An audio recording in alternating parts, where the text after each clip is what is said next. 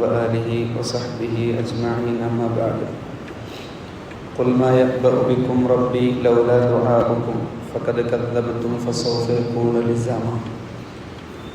പ്രവാചകരെ, താങ്കൾ ജനങ്ങളോട് പറയുക, എൻ്റെ റബ്ബിന് നിങ്ങളെക്കൊണ്ട് എന്താവശ്യം? നിങ്ങൾ അള്ളാഹുവിന് പ്രാർത്ഥിക്കുന്നില്ലെങ്കിൽ നിങ്ങളിപ്പോൾ അവനെ നിഷേധിച്ചിരിക്കുകയാണല്ലോ. മോചനമില്ലാത്ത അള്ളാഹുവിൻ്റെ ശിക്ഷ അടുത്ത് തന്നെ നിങ്ങൾക്ക് സംഭവിക്കാൻ പോകുന്നു. സൂറത്തുൽ ഫുർഖാനിലെ 77-ാമത്തെ ആയത്താണ് വളരെ ഗൗരവകരമായി അള്ളാഹു സുബ്ഹാനഹു വ തആല ഓർമ്മപ്പെടുത്തുന്നത്.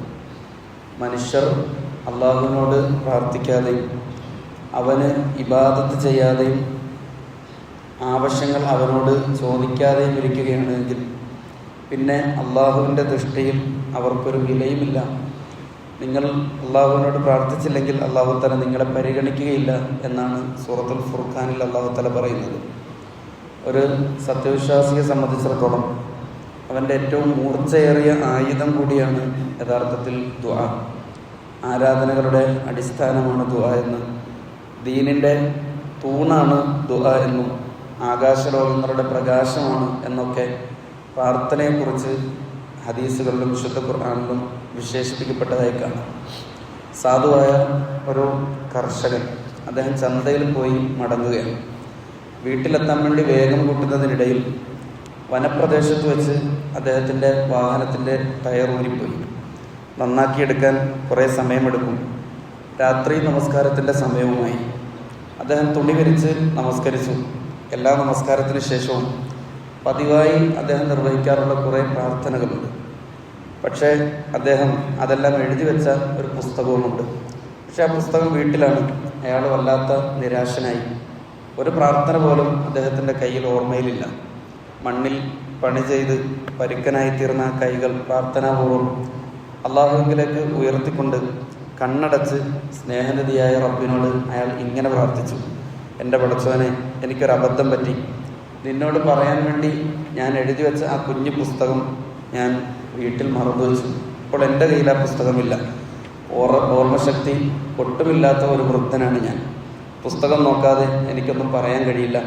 അതുകൊണ്ട് ഞാൻ എന്നേക്കും പോലെ അല്ല എൻ്റെ ഇന്നത്തെ പ്രാർത്ഥന. നിനക്ക് കേൾക്കാവുന്നത്ര പതുക്കെ ഞാൻ ചില വാക്കുകൾ ഉരുവിടാം. അക്ഷരമാലകൾ ഞാൻ പറയാൻ പോവുകയാണ്. എല്ലാ ഭാഷകളുടെയും ഉടമസ്ഥനാണല്ലോ നീ. നിനക്കറിയാത്ത ഒരു ഭാഷയുമില്ലല്ലോ. അതുകൊണ്ട് ഈ അക്ഷരങ്ങളിൽ നിന്ന് ഞാൻ മറന്നുപോയ പ്രാർത്ഥനകളെല്ലാം, വാക്കുകളെല്ലാം നീ ചേർത്ത് വെക്കണേ. എൻ്റെ മറവിക്കും എൻ്റെ അബദ്ധത്തിനും നീ മാപ്പ് നൽകണമേ. വളരെ ഹൃദയം പറഞ്ഞ ഒരു പ്രാർത്ഥനയായിരുന്നു ആ മനുഷ്യൻ്റേത്.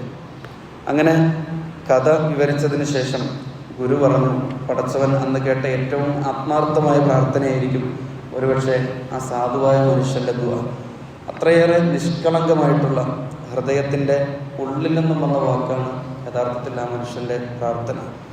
അള്ളാഹുവുമായി കൈകോർത്ത് പിടിച്ചു നിൽക്കാൻ ഈ അർത്ഥത്തിൽ ദുആ ചെയ്തുകൊണ്ട് നമുക്ക് സാധിക്കാറുണ്ടോ എന്നത് വളരെ പ്രധാനപ്പെട്ട ഒരു ചോദ്യമാണ്. ദുആ ഇല്ലാത്ത പള്ളിയാണ് എന്ന ആളുകൾ പറയുമ്പോൾ ഏറ്റവും കൂടുതൽ ഹൃദയം തുറന്ന് മനസ്സൊരുക്കി പ്രാർത്ഥിക്കുന്ന ഓരോ വ്യക്തികളുടെയും ഹൃദ്യമായ പ്രാർത്ഥനകൾ നമ്മുടെ പള്ളിയിൽ നിന്ന് നമുക്ക് കാണാൻ കഴിയും. ആത്മാർത്ഥമായും ഒറ്റയ്ക്കിരുന്ന് അള്ളാഹുവിനോട് പ്രാർത്ഥിക്കാൻ കഴിയുന്നതിനേക്കാൾ മഹത്തായ ഒന്നും യഥാർത്ഥത്തിലില്ല.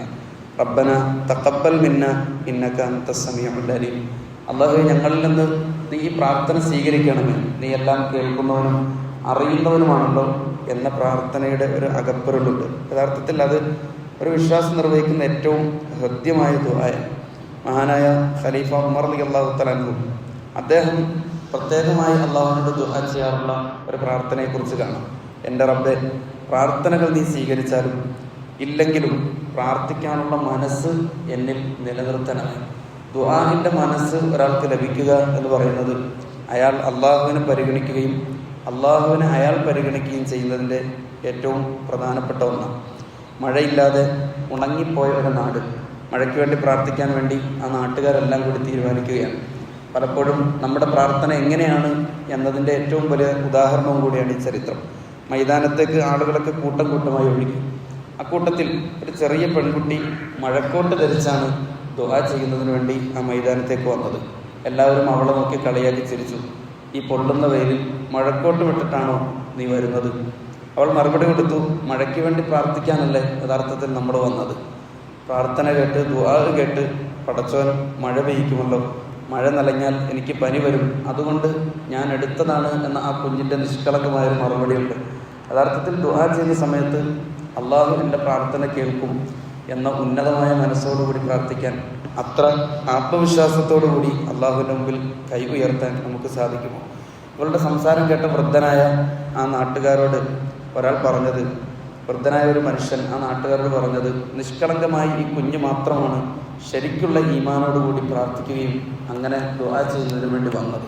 പ്രിയപ്പെട്ടവരെ, നമ്മെ സംബന്ധിച്ചിടത്തോളം അകം തുറന്നുകൊണ്ട് ഉള്ളു തുറന്നുകൊണ്ട് അള്ളാഹുവിനോട് ഈ അർത്ഥത്തിൽ പ്രാർത്ഥിക്കാൻ, ഏറ്റവും വലിയ പ്രതീക്ഷാ നിർഭരമായി അള്ളാഹുവിനോട് കൈ ഉയർത്താൻ നമുക്ക് സാധിക്കുന്നത് എന്നാണോ അന്ന് നമ്മുടെ ദുആ 3 തരത്തിൽ അള്ളാഹു തആല സ്വീകരിക്കും. ഒന്ന്, ഉടനടി ഉത്തരം നൽകും.